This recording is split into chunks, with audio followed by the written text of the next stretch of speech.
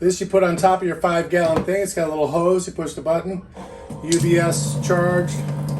Boom. No shit. Oh, we got to make a video of that. Instead of buying a big old water cooler.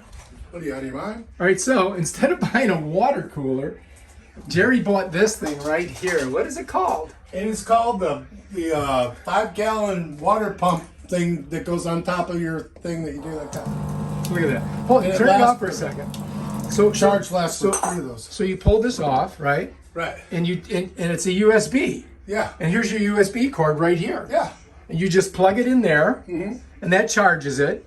And it lasts for how long? About 4 or 5 bottles. 4 or 5 bottles. That's 5 gallons right there, ladies and gentlemen. So like 25 gallons. Do you know what the name of this is? Oh, here it That is. is called the one of those things that I got. It's a mini water dispenser.